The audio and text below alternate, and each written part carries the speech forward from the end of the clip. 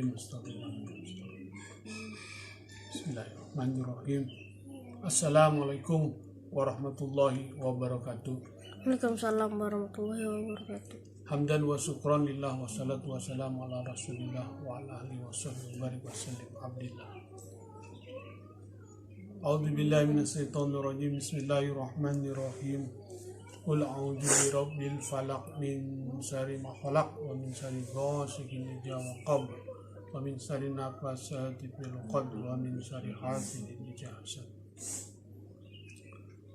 Sudah sewajibnya lah kita bersyukur kepada Allah Subhanahu wa taala atas rahmat taufik hidayah Allah yang memberikan kepada kita sehingga kita bisa melaksanakan salat subuh berjamaah dilanjutkan dengan mendengar kultum. Kemudian salawat dan salam selalu kita sampaikan kepada baginda Nabi Muhammad SAW.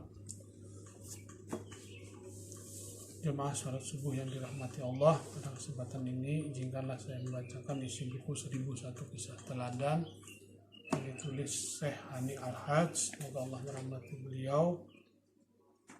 Kali ini judulnya Mereka Berdua Pergi, tetapi ia sedikit ragu kemudian pergi. Sebanyak 3.000 pasukan muslim berhadapan dengan 200.000 pasukan musyrik pada perang Mu'tah. Di samping itu persenjataan musuh jauh lebih lengkap daripada yang dimiliki pasukan muslim.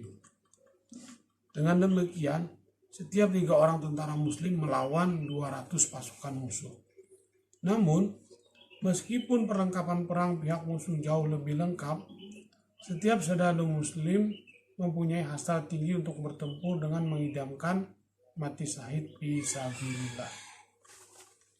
Dengan demikian, tidak ada yang namanya kalah bagi mereka, sebab kematian dalam peperangan menjadi harapan dan kemenangan tertinggi yang pahalanya adalah surga. Panji perang pasukan muslim dibawa oleh Zaid bin Harisah, yaitu panji yang diserahkan kepadanya oleh Rasulullah SAW langsung dengan tangan beliau. Oleh sebab itu panji itu diberi nama oleh orang-orang muslim dengan panji Nabi. Mereka pun kemudian melindunginya lebih daripada melindungi nyawa mereka sendiri, dan mereka melindungi nyawa mereka demi untuk tetap mengangkat panji itu. Zaid membawa panji itu dengan menyerbu ke dalam barisan musuh bersama pasukan muslim. Sementara di depan mereka masing-masing satu orang muslim berhadapan dengan lebih dari 100 orang musuh. Zaid pun gugur, lalu dengan segera panji itu diambil oleh Ja'far bin Abu Thalib. Ia merangsek masuk ke tengah barisan musuh dengan memegang panji itu dengan tangan kanannya. Sedangkan tangan kirinya memerangi musuh hingga tangan kanannya itu terkena sabetan pedang hingga putus. Ia pun kemudian memegang dengan tangan kirinya dan berperang dengan tubuhnya hingga tangan kirinya pun terkena pedang hingga putus. Panji itu masih tetap dipertahankan dengan mendekapnya dengan lengan atas yang masih tersisa hingga tubuhnya terkena pedang hingga terbelah menjadi 2. Astagfirullah. Agar tidak jatuh ke tangan musuh, panji itu pun segera direbut oleh Abu Rawahah. Lalu ia berpikir untuk membawa panji itu kembali menjauh.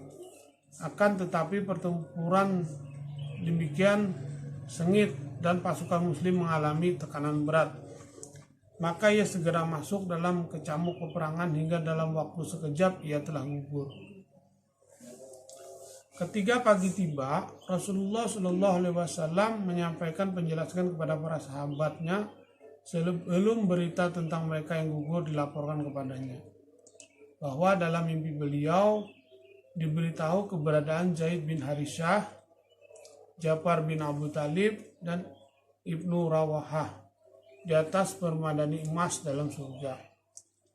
Hanya saja beliau melihat permadani Ibnu Rawahah sedikit jauh dari permadani 2 orang sahabatnya itu. Lalu Rasulullah SAW bertanya dan dijawab, mereka berdua pergi, tetapi ia sedikit ragu kemudian pergi. Nah, jadi digambarkan di sini kalau Zaid bin Harisah, Sayyidina Zaid bin Harisah dan Ja'far bin Abu Talib ini tidak ragu memegang panji itu dan tidak takut mati. Sementara Ibnu Rawahah sempat takut mati, tapi dia kembali lagi. Nah, sehingga di dalam mimpi Rasulullah pun mereka berdua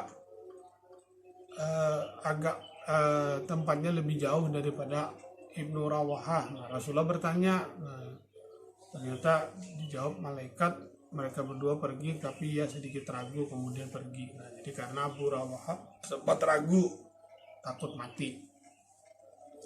Baiklah, itulah yang bisa saya sampaikan. Terima kasih atas perhatiannya.